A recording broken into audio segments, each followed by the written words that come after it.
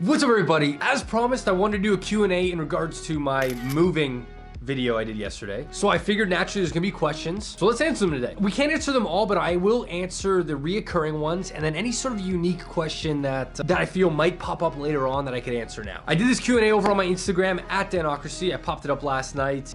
Maybe, should I move over so the questions could pop up and then I'll slide, you know?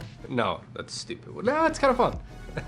I get the Texas plan, family. That makes no sense to delay going to San Diego if that's the end game. Honestly, the only way to answer this is San Diego is too expensive. There's no way around that. It's not worth rushing the process to live a below standard quality of living for my standards. The whole point of this move and change is to get more space to grow and develop, and San Diego can offer a certain amount of living standard that isn't quite what I'm looking for at the moment. So I just need to save a bit more money. I need to invest, maybe meet somebody we can go in together.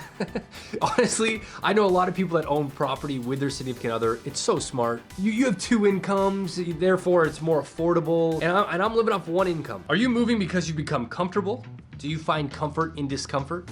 No, I'm moving because I need more space. That's the honest answer. I think I owe it to myself to try it at the US market at this point in my career. You know, when I was last there, I was really starting out on a lot of different things, figuring out what I like, who I am, how to deal with anxiety. Do I want to do live hosting, TV hosting, YouTube? And I've really narrowed that down and done a lot of work on myself that I think I need to do another shot at the US market and try it while I can. Do you think that this move is where you will stay forever?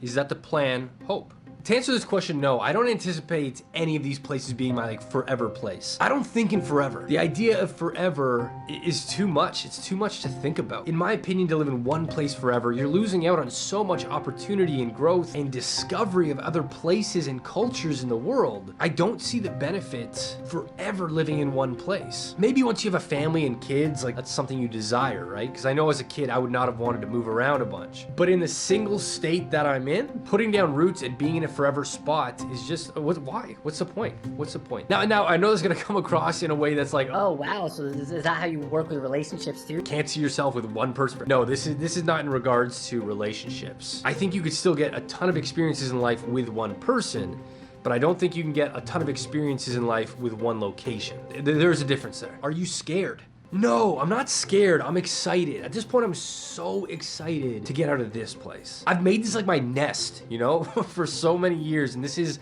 truthfully my comfort zone. I've gone through every range of emotion in this condo that it's created this bubble of comfort. It's just too small. It's like claustrophobic at this point. I'm having to like Marie Kondo this friggin' place after I shoot a video. I gotta like pack the lights up, fold them into 9 different places under the couch. As you can see, my kitchen table is also my office. You know, I do all my editing and voiceover recording here. No, I'm not scared at all. I'm excited. I need change. And a part of that, why I'm not scared, is because I haven't eliminated Toronto. Totally in love with the city of Toronto. I'm totally happy here. But I have a really good opportunity at this point to start something new somewhere else. And it's worth investigating. I don't necessarily have to do it, and I don't have that pressure on myself right now, but it's worth investigating. And so I'm going down to Nevada next week, and I'll be in Austin, Texas the week after. I'm doing my due diligence here to understand, is this what I want? If it's not, I'm staying in Toronto. No, scared isn't even on my range.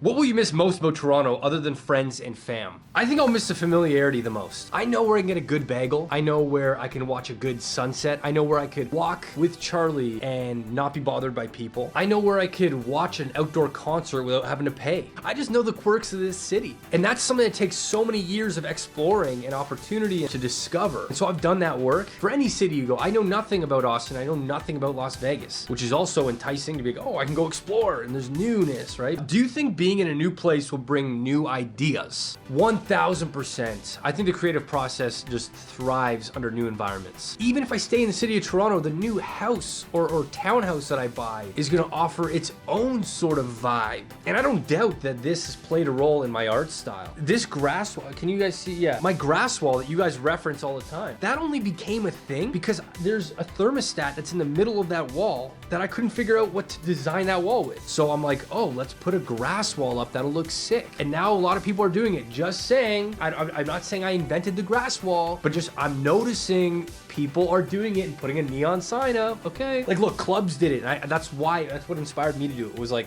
make it like a club thing at home. But now people are like, so me and my boyfriend did this in our house. I'm like, okay, all right, do what you want. But how much is the real estate cheaper in Nevada, like you were saying? Can you pull up an example? The real estate market in Nevada is almost incomparable to Toronto. I'll give you guys some examples. In my budget, here's a home that I could afford in Las Vegas. I'm going there next week. I will be filming some of the properties I'm seeing, so there will be a video on here. Within my budget, these are homes I can afford.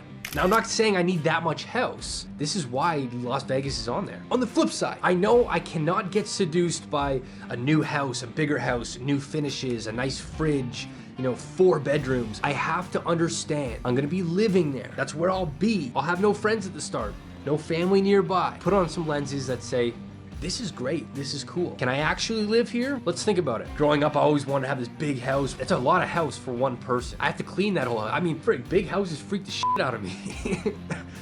There's more places for ghosts to hide and stuff, I don't want to stretch my budget just to get this big ass house. To impress who?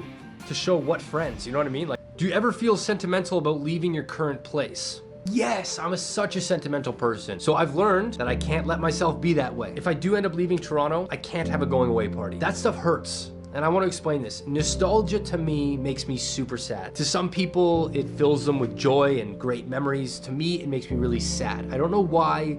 I do know other people have the same sort of thing. Like last week, I took a bike ride through my hometown, and biking around, it was like, oh, that's where I did this, and that's where me and my friends did that, and I remember going through here for lunch, and to me, it's sad. Yes, I'll feel very sentimental about leaving Toronto. This condo, no. What's the biggest con from living in each city? This is a great question. Las Vegas. I know absolutely nobody in that city or in the surrounding areas. It seems to be, and I don't know this to be a fact, but it seems to be a very transient city. There's a lot of people that come in and they go back to their cities. There's a high chance that I'll meet a lot of cool people that aren't staying. Trying to meet people long term there, I could see maybe being a little bit of a challenge. Austin, I've heard that the housing market is booming right now, that it's gonna be a challenge to get a house. Oh, and the biggest thing, no major sports. I mean, I think they've got a soccer team, but no Austin hockey team. There's no Austin basketball team. There's sports around, but in the city of Austin, it doesn't have a major sports team that I'm into, And Toronto, the con is the looming regret that I'll have of what I could have been if I went to the States. Will you live with any roommates or family? No. Personally, I need my own space. I do. I don't want to have to ask somebody, like, hey man, are you cool if I install a grass wall?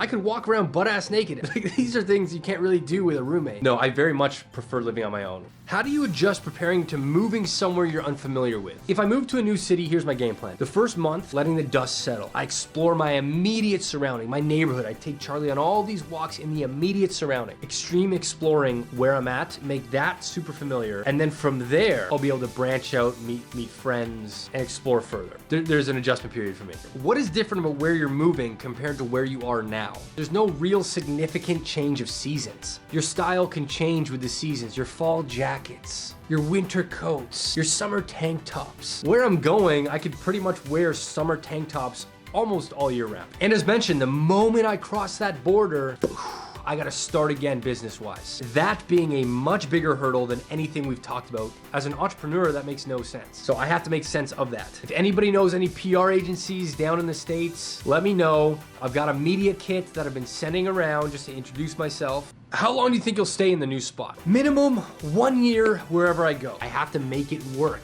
I don't think that's gonna be a challenge. If I go 1 year, it's gonna be a grind for the entire year. Does the process of actually moving give you anxiety attacks? My friend suffers from this. Great question. We're gonna end it on that. No, not at this point. I find anxiety comes when change is looming, but I've learned to fight that feeling. I now know anxiety's main goal is to try and control the future. It wants to set us up so we're comfortable, so we know everything that could happen if we go. Moving comes with a lot of change, and that goes totally against anxiety's main goal. I'm anticipating that. I'm leaving room for that. If I go in there, we're like, no anxiety, stop.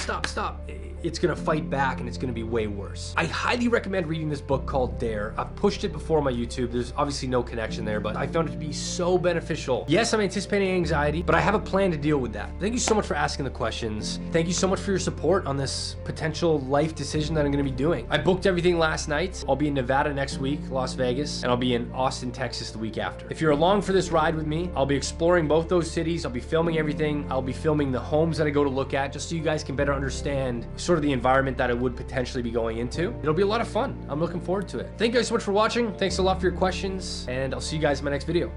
See you guys later.